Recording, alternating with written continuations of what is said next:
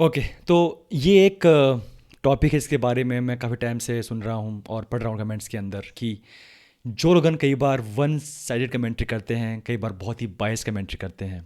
और ऐसा हुआ रिसेंटली जब जो पेपर व्यू था, UFC 256, उसमें एक फ़ाइट थी चेज़ हुपर की। चेज़ हुपर वो फाइटर जो कि लगते हैं जैसे कि बेन एस्करन के बेटे हों, और वो एक रेसलर हैं। और फाइट में उन्होंने कुछ पंचेस खाए और लगा कि शायद वो थोड़े से कमज़ोर हैं स्ट्राइकिंग में। तो उस टाइम पे जो रोगन ने स्टार्ट की कमेंट्री की, आई थिंक चेस हुपर अभी इस लेवल पे नहीं है कि वो लड़े यूएफसी के लिए। उनको जाना चाहिए किसी छोटे लेवल की कंपनी में और वहाँ पे कुछ एक्सपीरियंस ले और बाद में वो यूएफसी में खेलने के लिए आए। और कुछ देर बाद वो फाइट चेस हुपर जीत जाते हैं बाय सबमिशन। और बाद में उनका जो रोगन इंटरव्यू ले लेते हैं। और क्योंकि उस टाइम पे ऑब्वियसली कमेंट नहीं सुन पाए होंगे चेस ऊपर जब वो घर जाते हैं बाद में, और उनका इंटरव्यू आता है नेक्स्ट डे कि उन्होंने वो कमेंट्री सुनी बाद में, और वो बहुत ही उनको बुरा लगा कि one of the best figure in MMA, उनके आइडल जो रोगन, उन्होंने ऐसा कहा उनके बारे में। और ऐसा पहली बार नहीं हुआ है। जो रोगन करते क्या है, अब मान लीजिए जो रोगन है कौन। तो जो रोगन एक बहुत बड़ा, एक इंपॉर्टेंट फिगर है एमएमए वर्ल्ड में। वो कमेंट्री करते हैं यूएफसी के लिए, लेकिन उसके बावजूद भी, उसके अलावा भी वो जो करते हैं वो फ्री में करते हैं पब्लिसिटी अपने पॉडकास्ट में, जो कि वर्ल्ड का मोस्ट वॉच पॉडकास्ट है, द जो रोगन एक्सपीरियंस। और अभी उन्होंने एक डील साइन की है विद स्पॉटिफाई फॉर $200 मिलियन। अब जो उनका जो पॉडकास्ट है वो चला गया है स्पॉटिफाई पे। कुछ क्लिप्स आती हैं यूट्यूब पे, पर वो बहुत कम आती हैं, राइट। आपको अगर उनका कोई देखना है पूरा पॉडकास्ट अब, तो आपको जाना पड़ेगा स्पॉटिफाई पे। तो जो लोगों ने एक कंप्लीट एंटिटी है, वो एक कंप्लीट एक लेजेंड है। वो एक one of the best known figure है एमएमए वर्ल्ड में, शायद one of the most known figure, the most popular figure. और वो जब कई बार ऐसे कमेंट्री करते हैं तो वो थोड़ा ख़राब लगता है। तो जो लोग करते क्या है कमेंट्री में, कई बार क्या करते हैं कि उनका एक फेवरेट फाइटर है जो फाइट कर रहा है, या मान लीजिए उनका एक ऐसा फाइटर जो कि वो ज़्यादा वेल नोन है और जो लोग उनको ज़्यादा पता है उसके बारे में बजाय उनके अपोनेंट के बारे में। मान लीजिए वो फाइट कर रहे हैं, मान लीजिए से हबीब वर्सेस कोई एक बहुत ही लेस नोन फाइटर, राइट। तो क्योंकि वो ज़्यादा जानते हैं हबीब के बारे में, तो वो ज़्यादा बड़ाई करेंगे हबीब की। सिमिलरली ये एक एग्जांपल है, राइट। तो ऐसे ही कई बार वो करते हैं, एक फाइटर है जिसको मान लीजिए वो जानते हैं जो रोगन, तो उसके बारे में वो बोलते रहेंगे कि अरे इस फाइटर ने अभी किक किया, ओ ही किक्ड, ओ चॉपिंग हिज लेग्स।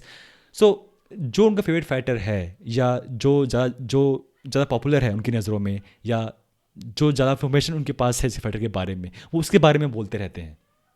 और जो उसका अपोनेंट है उसके बारे में वो कुछ नहीं बोलते। तो मान लीजिए कि एक फाइट चल रही है, तो उनका जो अपोनेंट है, उनका जो फाइटर है फेवरेट, वो किक कर रहा है, तो बोलेंगे ओ चॉपिंग हिज लेग्स। और जो वो अपोनेंट है जो किक खा रहा है, उसने फिर से स्ट्राइक बैक किया, उसने पंच किया, लेकिन तब वो कुछ नहीं बोलेंगे।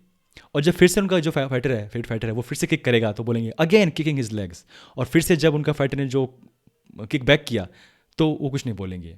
तो कई बार ये बहुत वो लगता है, अजीब लगता है। और ऐसा होता था पहले, बहुत साल पहले, बहुत कम, कभी साल में एक दो बार बाई मिस्टेक, राइट।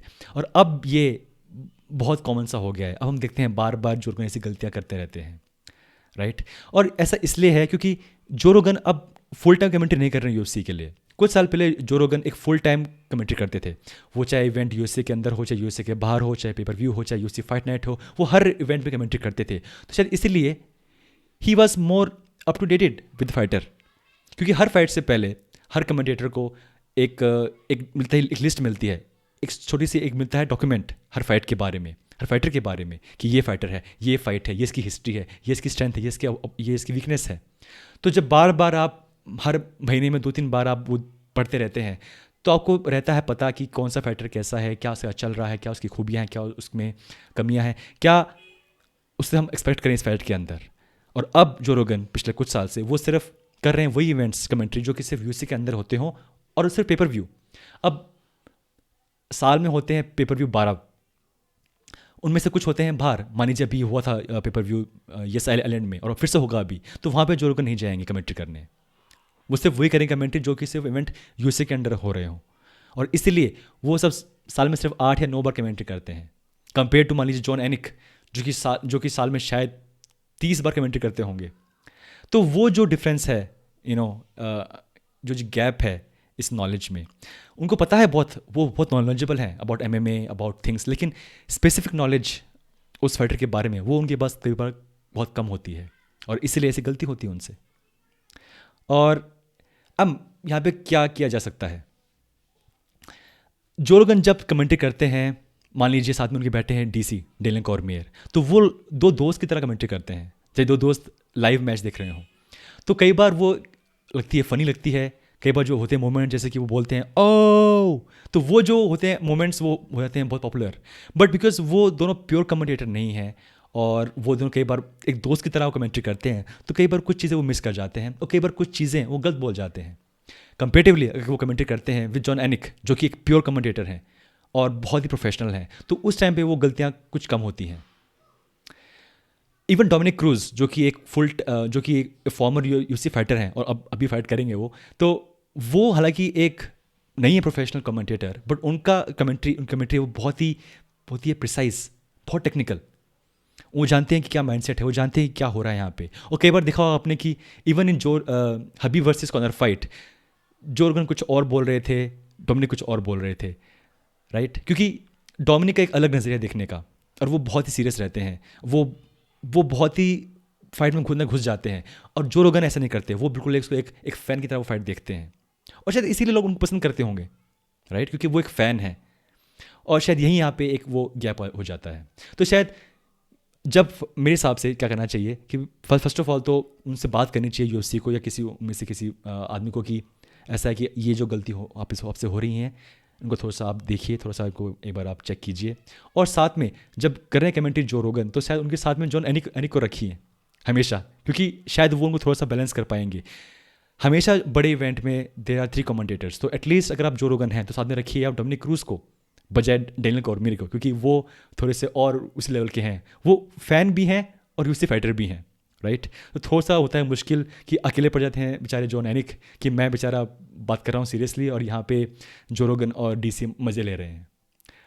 बट क्योंकि अगेन जो रोगन ऑब्वियसली मेरे ऑल टाइम फेवरेट हैं, जो मेरी नॉलेज है यूएफसी के बारे में जो बनी पहले, आज से कई साल पहले, वो इसलिए बनी क्योंकि मैं उनका पॉडकास्ट घंटों सुबह शाम रात उठते बैठते सुनता था, देखता था।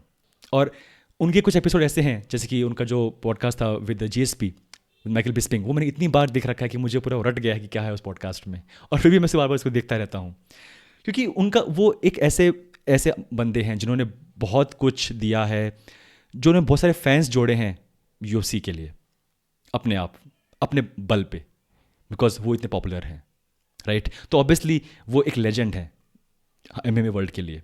लेकिन यहाँ पे जो मिस्टेक हो रही हैं, क्योंकि अभी बहुत ही ऑब्वियस मिस्टेक हो रही हैं, और इसलिए क्योंकि वो साल में आते हैं सिर्फ 8 बार, और जब वो 8 में से जब करते हैं ऐसी गलतियाँ 4 बार 4 इवेंट्स में, तो वो थोड़ा अच्छा नहीं लगता। तो शायद उनसे किसी को बात करनी चाहिए कि सर थोड़ा आप देखिए यहाँ क्या हो रहा है, और जब कमेंट्री करें जो रोगन, तो एटलीस्ट पुट डोमिनिक क्रूज और जॉन एनिक विद हिम बजाय जॉन एनिक और डेनियल कॉर्मियर, तो शायद थोड़ा सा यहाँ पे अच्छा मैच होगा।